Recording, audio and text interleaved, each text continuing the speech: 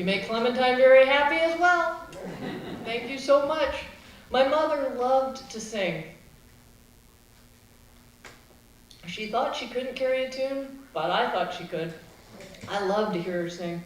And the thing I loved, one of the many things I loved about my mother, is she did not let forgetting the words of a song stand in the way of the tune. She would just make up her own words, and she would keep going. She sang that song, and once she was singing it, and she couldn't remember. She said, "Oh, Johnny ran to the top of the hill. He blowed his horn both loud and shrill. I'm gonna get you, fox, you know I will." So, I think that's a great version. My mother was just the most amazing woman. She was born in Colorado Springs, Colorado, grew up in Denver, moved to San Francisco for a year or so, then came out to Washington, D.C. and lived with her sister and worked there. That's where she met my dad. My dad grew up in a little town in Pennsylvania. They met because my mom's sister was on a date with a fellow, and she wanted to double date. So a friend who lived in Pennsylvania, my sister's beau lived in Pennsylvania. So my mom and my sister took the train from DC to near the little town where my dad lived. He and his friend met my mom and her sister. My dad was so enamored of my mom that he made them miss the train so he could drive her all the way back to DC, because at that time it was about a 4-hour drive.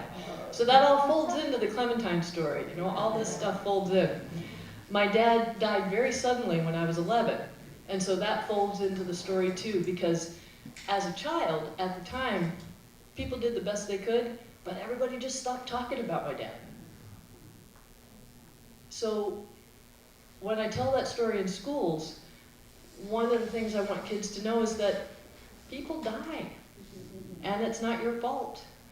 And we need to just go on, and that's why it's so important we keep talking about people, especially when they're not here.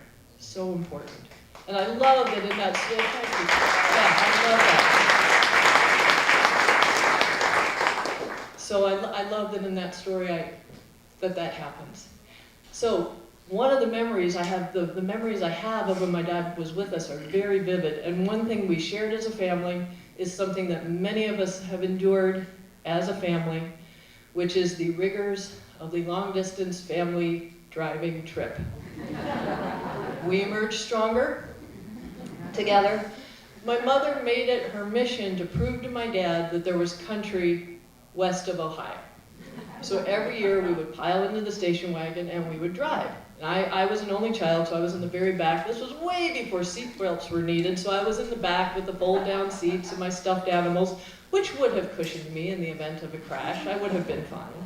And I could wave to the drivers out the back window and try to get them to wave back to me.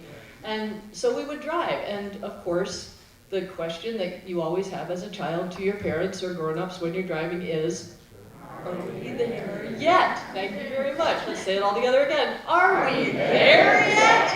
My mother always had the same answer, which I have to say is what Knut Rary told Nestor and Melissa and I when he picked us up at the airport, and we said, "Are we there yet?" Driving from Chattanooga. And Knut said, "Just up over this hill." And I thought of my mother, because that's what she would say. She would say, "Just over the next hill, spread out upon the horizon, will be Dinosaur National Monument, or the Grand Canyon, or whatever epic thing we were going to see."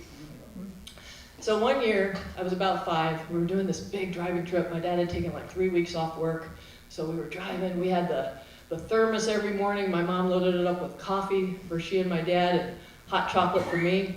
But she didn't keep the thermoses distinct. Or thermi, I have wondered, is the plural of thermos, thermi? I always get confused at that point in the story. The thermi, she didn't keep the thermi distinct. So by the end of the trip, the coffee tasted like chocolate and the chocolate tasted like coffee, which is why I like mochas to this very day. Thank you, Mom. So, you know, we're driving along, we were fueled by coffee, we're fueled by hope, and we had all these stops. We had Dinosaur National Monument where there are actual dinosaur bones in the ground.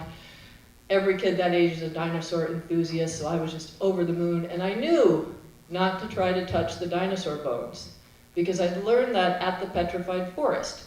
When my mother had turned around and seen her 5-year-old child surrounded by all these shiny bright rocks, which of course I had picked up to start to stuff in my pocket.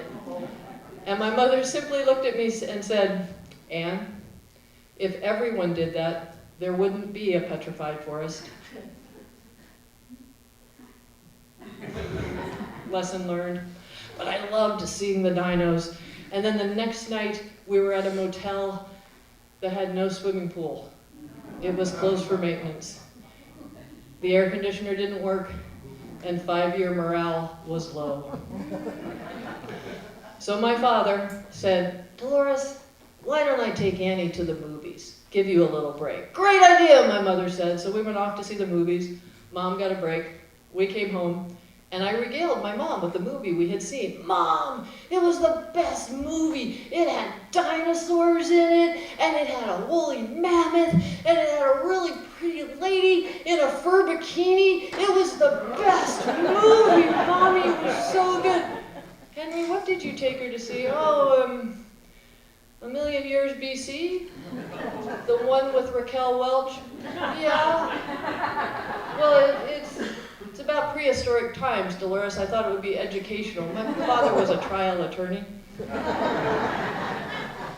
That lives on for me.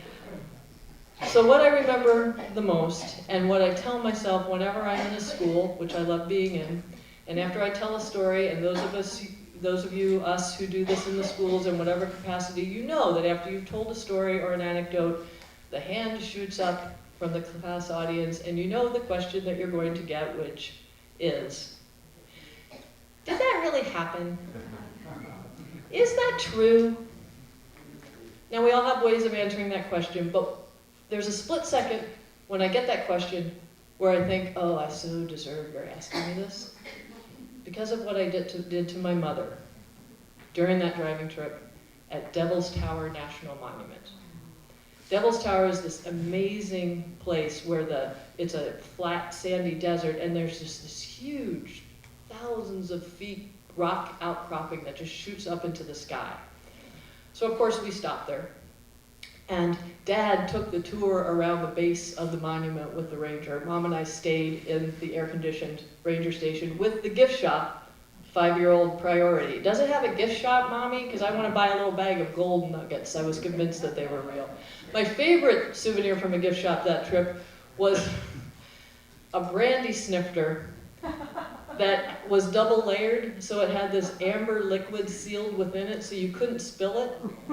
So I loved being at the back window of the station wagon with my brandy snifter.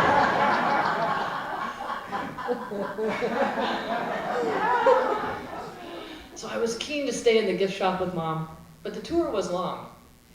We hung out in the gift shop, we went over and got a soda out of the machine, and then the 5-year-old got bored. So Mom's trying to distract me. And she looks up and there's a sign on the wall that tells the legend of Devil's Tower. Now, of course, people who have lived in this area for generations have all made up their own reasons, their own story for why this tower came to be. So this legend was sort of an amalgamation of a whole lot of different tribal thinking over the years. But Mom read it to me, and there's a window right there where you can look out at the tower looming up. And Mom said, "All right, well, long ago, there were some boys who were walking across the prairie, and suddenly a great bear began to chase them.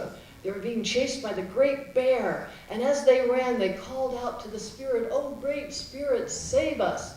And as they did, the great spirit heard them and lifted up the rock on which they ran, on which they stood, lifted them up, up, up, until they were on top of a great tower." Now, my mother was no mean storyteller herself, so by this point a little crowd has gathered to watch her and listen to her. And we're all enwrapped. She says, "And they were standing on top of the huge tower, and the great bear reared up in frustration and clawed at the tower, but he could not reach them. They were safe. And still to this day, if you look out onto Devil's Tower, you can see the marks down the side of the great bear's claws."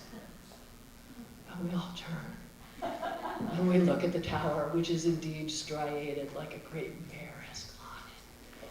There's a moment of absolute silence. And then my voice.